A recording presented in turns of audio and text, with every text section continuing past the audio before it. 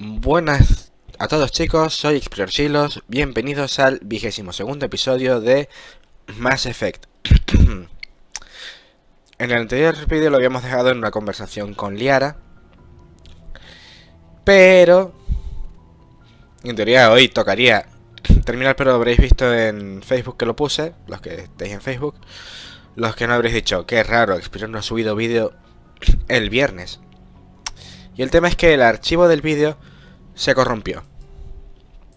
No sé qué narices pasó ahí, pero no se podía abrir y no podía subirlo.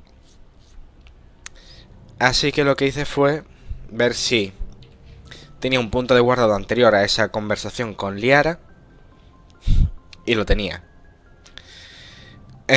Así que nada, voy a rehacer el episodio 22 ahora y después grabaré los siguientes. Si me da tiempo de grabar al menos 4, habrá 2 vídeos el lunes. 2 vídeos, sí. Pero vamos a ver si el tiempo da. Sigo chungo de la garganta, gripe, tos y demás. If you are here to talk about Benezia's death, you need not bother. She brought it upon herself. Don't pretend it doesn't bother you. She was your mother. She was, but she was not.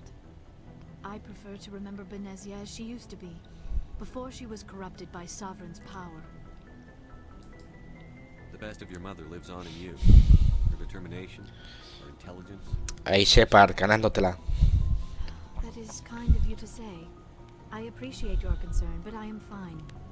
Benezia chose her path, just as I have chosen mine. I am with you until the end, Shepard. Do you know why Benezia joined up with Saren? Benezia was swept up in events beyond her control and lost herself. She fell under the spell of indoctrination and became part of the very thing she wanted to stop. But I will remember and honor how she lived, not how she died. My mother was strong, kind, and beautiful. And now she is gone. Are you going to be okay? You are kind to ask, Shepard. I do miss her, and I grieve for what happened to her. But I will not let my grief interfere with what we are trying to accomplish. I'd like to know more about the Asari. We were the first species to discover the Citadel. We were instrumental in forming the Council, and we always strive to be the voice of peaceful cooperation in galactic disputes. My people believe we are all part of a single galactic community. Each species contributes something to the greater whole. Although we seem to understand other species, it seems few of them seek to understand us. The galaxy is filled with rumors and misinformation about my people.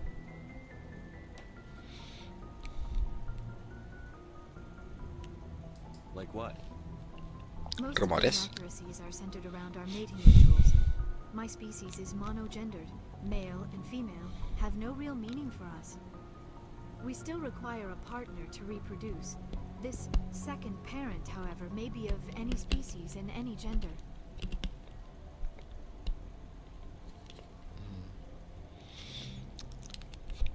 Creo que esto ya lo habíamos visto. Your species can mate with anyone? Mating is not quite the proper term, not as you understand it. Physical contact may or may not be involved, but it is not an essential element. Sí, esto lo habíamos visto. The true connection is mental. Our physiology allows us Creo. to meld with other beings. We can touch the very depths of their minds. We explore the genetic memory of their species. We share the most basic elements of their individual and racial identities. We then pass these traits on to our daughters. It is how we learn to grow as a species and how we develop a greater understanding of other races. What happens to your partner after the union? Every relationship is different. Some unions are a single encounter with both parents parting ways afterwards. Others can be more long-term. Sometimes an Asari and her partner will stay together for many decades. Do you know who Matriarch Benezia chose as her partner?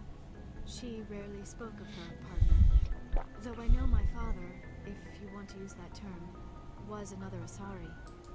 I thought you always needed another species to serve as one of the parents. Think about it, Shepard. If we were not able to mate with our own species, we would have died out long before we ever mastered spaceflight and left our homeworld. Union with our own kind is no longer common, not for the purposes of reproduction.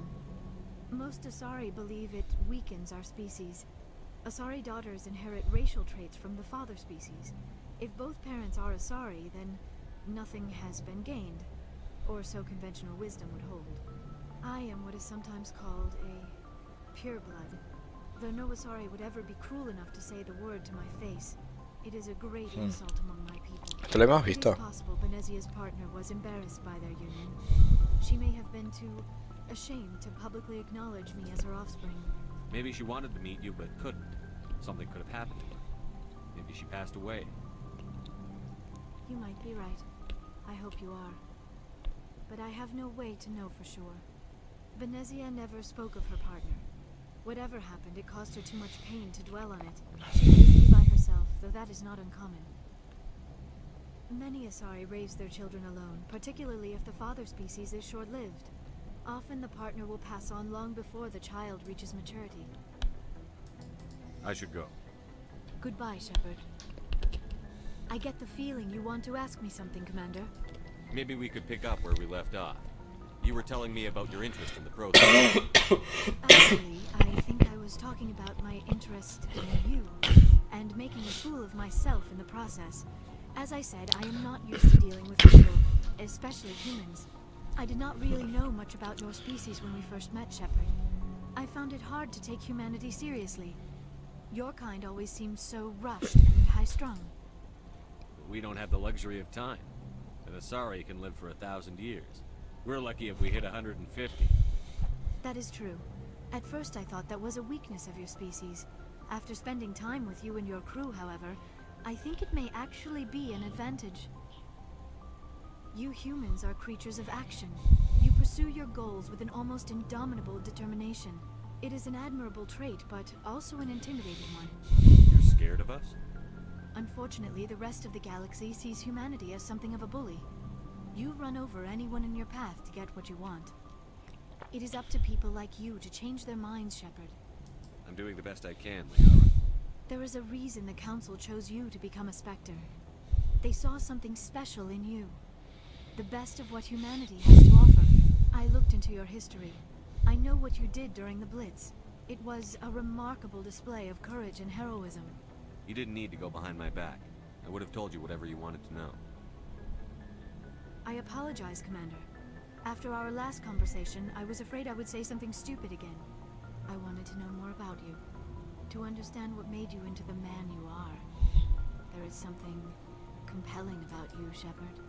Are you sure you're interested in me? Or is it my visions of the Protheans? I admit, your connection to the Protheans had something to do with my initial interest. But it has grown beyond that. You intrigue me, Shepard. But I was not sure if it was appropriate to act on my feelings. I thought there might already be a relationship between you and Chief Williams. I care about Ash. A lot. Still, I feel as if there is also some attraction between us, Shepard. You're right. There is. Efectivamente la respuesta es I knew it, and I knew you did it too. que sí, elegimos a Liara. Does not seem rather strange. Why do I feel so close to you? We have only known each other a short time. We are from two different species. We have almost nothing in common. This makes no sense.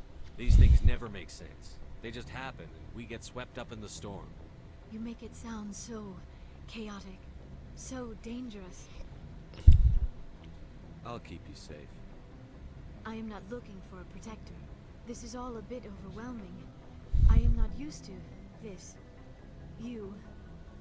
I need some time. Take all the time you need, Liara. I'll be here. Thank you, Shepard. Let's just talk about something else for now. Que es lo que ya hablamos, así que... I should go. Goodbye, Shepard. Bueno, habréis notado que efectivamente sigo teniendo la voz medio chunga y ahora mismo tengo una tos brutal. Pero vamos a seguir hablando con la tripulación. Anything you need? inicios de conversación con Kaidan son tensos, o sea, parece que nos vamos a pegar, nos vamos a dar un par de hostias y partirnos la cara.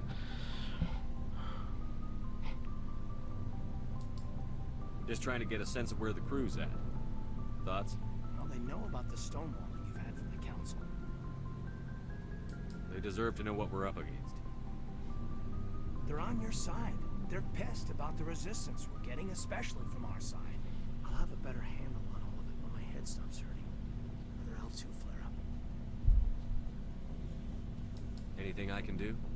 No, Commander, it'll settle down. It's rough sometimes, but they spike higher than a lot of L3s. Except for you, of course. Besides, I fared a lot better than some after Kinetics was through. I haven't heard anything about Kinetics in a while. Yeah, they quietly disappeared. Broke up into a bunch of little corps after they botched the training on Jump Zero. After first contact, Kinetics was set up to track Element Zero exposures and develop implants for humans. Once we had an embassy on the Citadel, Kinetics could bring in experts instead of taking it slow. Is there some reason we couldn't learn it on our own? They didn't know where to start. Hell, it took a couple of years to even link biotics and EZO. Forget trying to get the kids to move stuff. They had trouble just helping them not break their own limbs. And their choice of teachers didn't help much.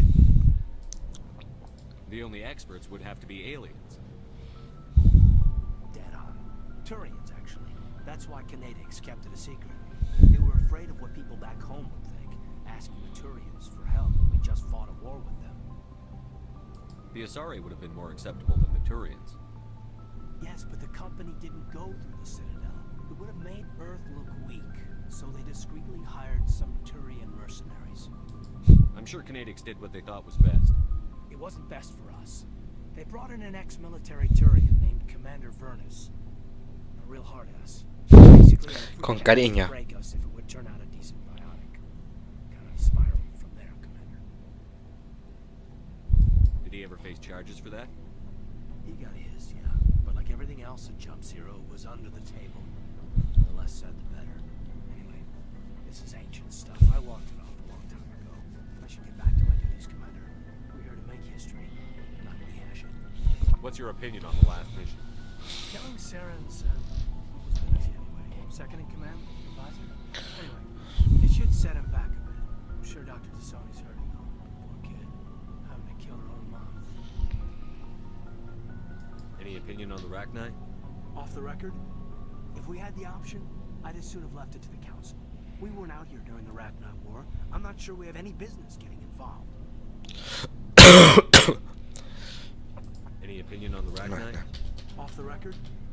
We weren't out here during the Rachni War. I'm not sure we have any business. We'll talk another time. Vale, vamos abajo.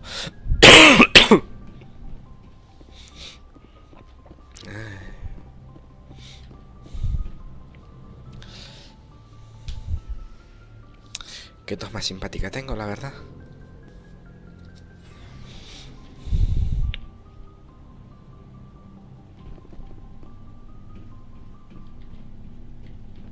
Commander, good to see you. You've been with CSEC a while. Have you seen much action? Well, not as much as you, but yeah, I've seen some interesting things. I'll bet you have. Anything in particular that stands out? I remember this Solarian geneticist I was sent to investigate. That case was a bit disturbing. What happened? Why were you investigating them? I was tasked with tracking black market trade on the Citadel. Most of it harmless, nothing I needed to pursue. But during the course of my investigation, I noticed an increase in the trade of body parts, organs mostly. We usually get a few of those, but not the numbers I was seeing. We weren't sure if there was a new black market lab or if some freak was harvesting organs from citizens. You've seen this before on the Citadel? Every so often, some lab sells unwanted parts through the black market. They're not as bad as the Psychos. I remember this one L-Corps diplomat we caught in my first year on the job. He was hacking people up and selling their organs. Had the station in a bit of a panic. But this case wasn't that clear-cut. Turns out there was more going on than we first realized. So how did you figure out what was happening? First, we got a hold of a sample and ran DNA tests. The weird thing was, the match led us to a Turian who was still alive and was was very convinced he'd never lost his liver. After a bit of digging, I discovered this Turian worked briefly for Dr. Salion, the geneticist. So I went to his lab hoping to find evidence of cloned organ development. But there was nothing. No Salarian hearts, no Turian livers, not one Krogan testicle. You're kidding, right? Why would anyone want Krogan testicles? Some Krogan believe that testicle transplants can increase their virility, counteract the effects of the genophage. It doesn't work, but that doesn't stop them from buying. They'll pay up to 10,000 credits each. That's 40,000 for a full set. Madre mía. What did you do about the geneticist? I brought in some of his employees for interrogation, to see if I could get them to talk. While I was interviewing one of them, I came across something suspicious. Me encanta lo de las comillas. You mean threatening? Was that really necessary? Maybe, maybe not. Either way, it paid off. One of my detainees started bleeding profusely during the interview. We offered to patch him up, but he got frantic. Empezó a sangrar bastante. I ordered a full exam to Bien. find out what was going on. Our medics found incisions all over his body, some of them fresh. That was a big break. These people weren't just Dr. Salion's employees. They were test tubes, walking, living test tubes. He was growing parts inside these people? Exactly. He cloned their organs right inside their own bodies. Then he harvested them and sold them off. Most of the victims were poor. He'd pay them each a small percentage of the sales, but only if the organs were good. Sometimes an organ wouldn't grow properly, so he'd just leave it in them. Most of them were a mess, but only on the inside. Vaya hijo de puta. I hope he got what he deserved. That's the worst part. We never caught him. Why not? What the hell happened? He ran, blew his lab, grabbed some of his employees, and headed for the nearest space dock. By the time I found out, his ship was already leaving.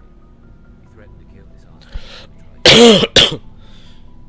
But you went after him anyway, right? I ordered Citadel Defense to shoot him down, but CSEC headquarters countermanded my order. They were worried about the hostages, worried about civilian casualties. The ship was destroyed so close to the Citadel. I told them those hostages were dead anyway. We just used them to make more organs. They wouldn't listen. Well, it's not worth the risk. You pursue the vessel and disable it. That's the best choice. They sent the military after him, but he got away just the same. Yes, they did. I went to Pat and told him what I thought of him and his policies. He said if I didn't like it, I could quit. Well, I almost did. All they had to do was disable that ship, stop him from running. Maybe the hostages die, maybe they don't, but at least we stopped the bastard responsible for it all. If you don't care about the fate of those hostages, then you're no better than he is. You're just a terrorist with a badge. Yeah, maybe you're right. It doesn't make it any easier, but I see your point. Just wish I could have stopped him. That's all. Do you have any idea what happened to Dr. Salion? I sent out feelers from time to time, hoping to find something. I thought I'd found him a while back. He changed ships and changed his name to Dr. Hart, his idea of a joke, I guess. I told the military, but they weren't convinced it was him. I got the transponder frequency for his new ship, but I just can't get anyone to check it out. I'll check out the coordinates when I get a chance. We could say that. But Commander, take me with you when you go. If it's Salion, I want to be there when you find him.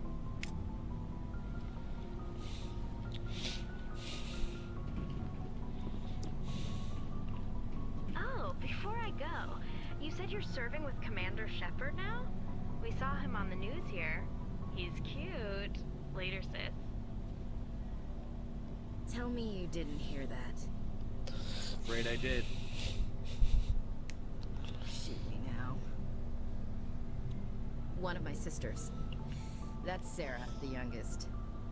Surprised to see you here, sir. Thought you'd be chatting up, what's her name? Tisoni?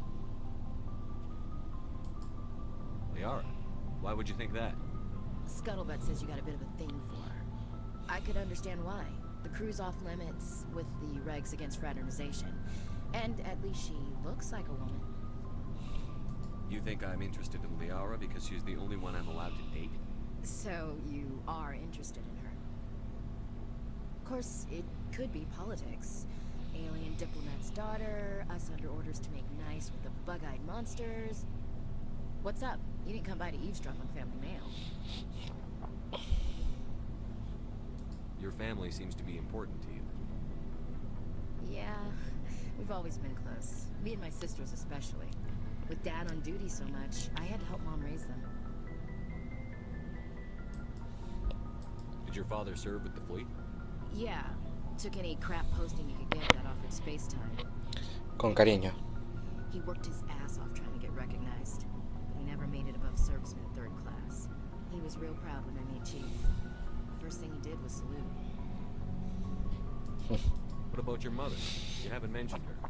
You must know what military wives are like. Strong because they have to be, able to raise kids while Dad's away on a 6-month cruise. She has a degree in planetary geology. She and Dad both wanted to see new worlds. She gave up her career to raise us, though. You have more than one sister? Sounds like a big family. Yeah, I'm the oldest, then Abby, then Lynn. Sarah's the youngest. She's still in high school. With 4 girls, Dad used to say he felt more outnumbered at home than on maneuvers. Where did you grow up? All over. Same as you expect. We transferred a half a dozen times before I finished grade school. You go where a person is, right? I guess that's why I'm so tight with my sisters. We'd have to leave all our friends every 2 or 3 years. I was an only child, but I get the idea. At least one of my parents was always on duty. Yeah, military families, eh? With schedules like that, it's a wonder we ever have kids anymore. Things were tense between Sarah and me for a while. Then we bonded. Sounds like a story. Feel like sharing? Sarah Esta historia es got a brutal. boyfriend who wanted to go faster than she did, Mike. Siempre se llama I Mike. didn't think he was a bad kid, just pushy. Lynn would send me these worried vid mails, and I'd tell her to relax. Where were you when this was going on? I was on active duty. Sarah's graduating high school this year. This was only a couple years back. They were on Amaterasu. At the time, I was assigned to Chernobyl. Same cluster, but a dozen Hellway away. Close enough to talk regularly, too far to make it back in an emergency. I couldn't afford a fast packet flight. If he really liked her, he wouldn't be pushy. Yeah, of course. If he didn't ask at all, I'd wonder if he thought Sarah was ugly. Damned if you do, damned if you don't. Mike thought they'd go for a romantic walk in the woods, because he figured it was past time they did the deed. She levered Mike face first into a tree and left. Didn't have a scratch on her. Good thing Mom and Dad had us all working kind of. I took emergency leave and walked Sarah to school for a few days. Why didn't you tell the police? She said it wouldn't solve the real problem, and she and Mike would both become household names. It was a small colony. I said it was her call to make, that we should let her do it her way. Mom was pretty pissed about that. You said all of your sisters done self-defense? Brutal esta parte. Lynn did pistol practice, but didn't like it. She's kind of nervous. Sarah took Aikido. Abby decided to learn the sword. She always was a little weird. Likes big skirts and tops you have to tie her into. They do great things to her figure, though. So, what did you learn? One of Dad's friends taught me Marine hand to hand. You traveled all the way home to walk your sister to school. It was only a dozen light years, like a day's cruise. It's not like I was going to Earth or something. My last day out, Mike was waiting for us. Sarah had told her friends, so everyone at school knew what he did. He wasn't happy. I wanted to snap him in half, but Sarah gave me this look, this let me handle it, I need to do this alone look. She kept her cool, God bless her, as he screamed in her face. She just let him vent. Then he tried to punch her. I swear, she just flowed around him. Next thing I knew, he's face down on the sidewalk, and there's blood everywhere. That's unbelievable. Sarah must be as good as you. Better. I'm more or less a straight-up puncher. When he swung, she wasn't there anymore, and he fell. She helped him and had me call an ambulance. She told the paramedics he fell. Qué Before grande. he took him to the hospital, Mike touched Sarah's arm. I thought he was gonna end up on the ground again. But he hung his head, whispered, "I'm sorry," and started crying. And she hugged him. The Williams women are a decisive bunch, Commander. We do things when we're ready. Not before, not after. Your sister's something else. But you didn't mention your father at all. Was he on deployment? Dad always wanted to serve in space, but he wanted us to have real ground under our feet. He'd say, space is beautiful, but you can't raise a family there. I cannot rest from travel. I will drink life to the lees. All times I've enjoyed greatly, have suffered greatly, both with those that love me and alone.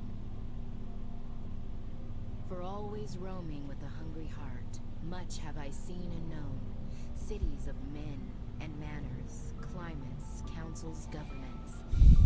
I never thought I'd hear you reciting poetry. Just because I can drill you between the eyes at 100 meters doesn't mean I can't like sensitive stuff. Just don't spread it around. Ulysses was my dad's favorite poem. Every time he shipped out, he recorded me reading it. He had a dozen versions when he retired. Does he still like it? I sure hope so. I read it to his grave every time I go home. Dad passed on a few years back. He's probably still watching though, so behave. You mean from wherever we go after death? Dead on, Skipper. He's with God now. That's not a problem with you, is it? That I believe in God? Everyone has the right to believe what they want. Says so in the Alliance Charter. Only with fancier words. I'm glad you're open-minded about it. I've met a few people who are really weirded out by my faith. Because I work in space, I can't believe in a higher power? Jeez. Hello, have you people looked out the window? Look at this galaxy and not believe in something? I should get back to my duties. Didn't mean to take up so much of your time. What's your opinion on the last mission? You mean the Rachni, right? They were dangerous, Skipper. They proved that 2,000 years ago. I think it was a mistake to let them go. But that wasn't my call to make. It was yours. You know, you really should talk to Sony about her mom. She has to be hurting. Just saying, Skipper. We'll talk Vale. later. Looking forward to it, Skipper. Vamos con la historia de Gruex. What do you want, Shepard? Why did you become a mercenary? Lots of reasons. Qué grande es Such Gruex. as? Such as, I needed to get out of our system. I needed to eat. I needed to survive. Why not stay and help your people? I tried to help. That's why I had to leave. What happened? I was betrayed. I was head of a small tribe. We were trying to restore order after the war, but the other tribes were against us. They followed Jared, one of the few warlords who survived the war with the Turians. But he was old, and so were his ideas. He wanted to continue the war. He wanted us to fight Turians, Solarians, each other. It didn't matter who, as long as we were fighting. What did you want? I just wanted Jared to shut up, to stop his ranting. I wanted him to stop leading the tribes astray. But he couldn't understand how much things had changed. Even if he did, the genophage made sure we couldn't replenish our numbers fast enough. Told them all to forget about war. We needed to focus on breeding, at least for one generation. And for a while, we were getting through. Some of the tribes started coming around. I take it the warlord didn't appreciate that. No, he didn't. He arranged a crush with the tribes. A meeting on neutral ground. He wanted to talk. We met at the Hollows, near the graves of our ancestors. The skulls of our dead laid bare to remind us where we come from, where we all go. It's as sacred as any Krogan place can be. Violence is forbidden. It sounds like a trap to me. You must have suspected as much. I did. But when your father invites you to a crush, well, there are some laws that even we hold sacred. Sí, jarro de su padre. Jared was your father? He was, until that day. We talked, but we didn't get anywhere. When it was clear that I wouldn't join him, he gave the signal. His men leapt from the graves of our ancestors like Krogan undead. The few that were loyal to me died quickly. I escaped with my life, but not before I sank my dagger deep into my father's chest. Is why I left, and that's why I'll never go back. Are your people really dying? We're sure not getting any stronger. We're too spread out. None of us are interested in staying in our own system. Lots of species have left their homes and prospered. But they go to colonize new worlds. We're not settlers. We're warriors. We want to fight. So we leave. Hire ourselves out. And most of us never go back.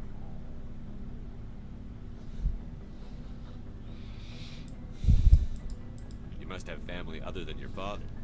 Don't you miss them? You trying to make me cry, Shepard?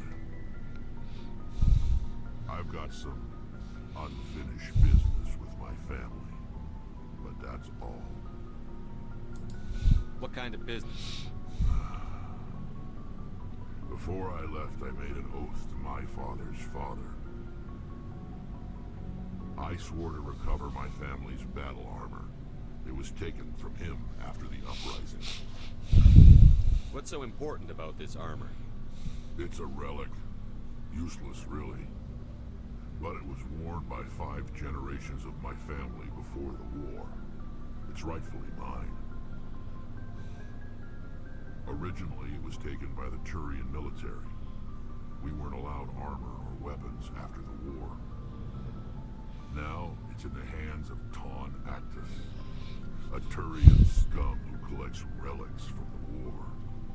He's made millions selling Krogan artifacts that were stolen from my people. He's got several bases where he stores his goods, all fortified and guarded. I just don't know which base has my family's armor. Just tell me where to start looking. I'll upload the data to your nav system. But Commander, I want to be there when you find him. So long, Rex. Shepard. Vale, vamos a hablar con Tali y lo dejaremos por aquí.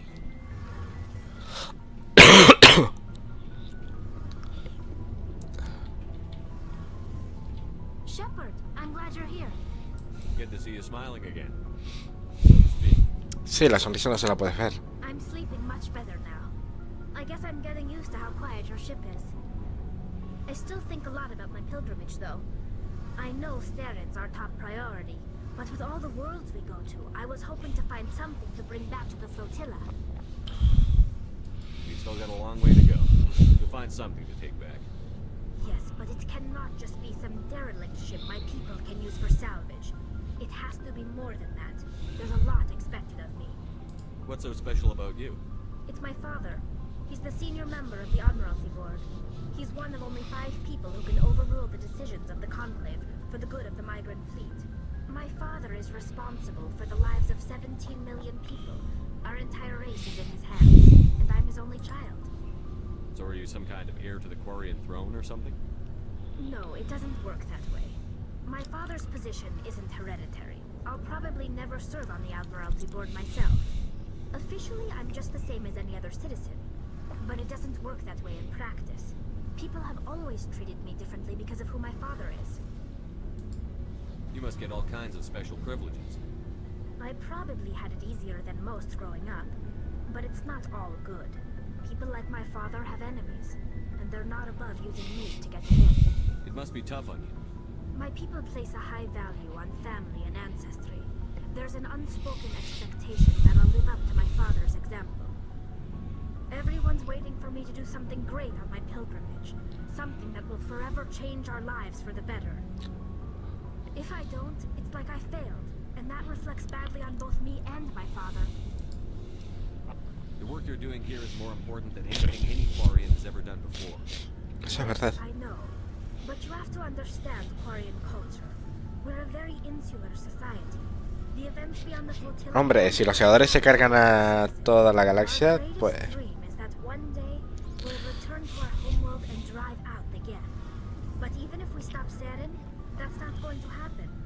There's still millions of Geth behind the veil. Until they're gone, our exile will continue. What would you need to bring back to make everyone happy? Something that would help us better understand the Geth. Since the exile, they've continued to evolve. We've done our best to study them, but it's not easy. They're very reclusive. Until recently, they never went beyond the borders of the Veil. And all the Geth we run into now are under Saren's control. We'd need to find Geth operating on their own, independently. But I don't want this to get in the way of our mission, Shepard. First, we stop Saren. Then I'll worry about my own problems. I should go. See you later. Bueno, espérate. Hey, Shepard. You need something? Tell me about your people. Our lives aren't easy. Resources are scarce, and we are constantly on the move. Everything we do. There are 17 million Quarians in the flotilla. And unfortunately, we have had to surrender many of the freedoms and civil liberties. What kind of freedom? Well, it's of course, Vale, in sí. extreme cases of popular. Fortunately, most Todo esto ya lo habíamos visto. served us well. I want to know more about I the doubt game. I can tell you anything. All I know is the story of what they were when we created. Interesting. The Geth were originally. Over time, we made small. How come the This count- one. But one thing we underestimated was the power of the. Many of the Geths. Sí. So there's some sort of... No, nothing like that. They cannot share each. But when they're in close proximity, they can coordinate low-level. As you can imagine, this caused a near panic. The Geth were created. A general order went out across all. We feared the Geth would pursue us, but they never came beyond the veil. I want to know more about the pilgrim. When my people reach maturity, but no ship wants to accept someone who will be a. This is presented as a gift to the captain. Can a captain That change? doesn't happen often. Most captains are eager to increase the size of. Even when a gift is not particularly valuable, the captain usually accepts it out of. It's not the best way to make a good impression on a new community. Most pilgrims don't return until they find something worthwhile. Like what? What was your father like? It wasn't easy growing up as the Es que es lo daughter único of que an admiral. puede ser nuevo. Even before he joined the board, he was a prominent figure. People looked to him for leadership. He had to set an example, and he expected the same of his daughter. Plus, he was pretty strict, a military man through and through. He never allowed me to settle for anything less than excellence. As a kid, I sometimes felt like he was pushing me too hard. But now I'm old enough to appreciate what he taught me. The world doesn't owe us anything. If we want something in life, we have to earn it. Where was your mother in all this? Mother was around, but she always seemed to kind of blend into the background. Almost like she was overshadowed by my father. He tends to do that to people. She passed on about 5 years ago. Some airborne virus that swept through the fleet. Happens sometimes when the filters start to break down. I think my father took it pretty hard. After she was gone, he became even more focused on his work. I think that was his way of dealing with the grief. Sounds like a tough upbringing. You don't resent your father at all? Like I said, it wasn't easy. My father's not the kind of person you bond with, and he wasn't around all that much. Too busy. People counted on him, and he took his duties seriously. Even when he was around, he always seemed a bit distant, like his mind was always somewhere else. Come to think of it, I can't ever remember seeing him smile. Not once. It's like he was always weighed down by all that responsibility. I mean, I know he cares about me, but he never really showed it, not in the usual way. I guess the best thing I can say about my father is that I respect him. I want to talk about something else. Bueno. Like what? I should go. See you later. Bueno, pues chicos, lo vamos a ir dejando por aquí. Dadle like si os ha gustado el vídeo, suscribíos si os gusta el contenido del canal, compartidlo con vuestros amigos y dejadme cualquier cosa en la caja de comentarios. Próximo episodio seguiremos en nuestro bonito y apacible viaje para detener a Saren. Así que nos vemos en el próximo vídeo. ¡Hasta luego!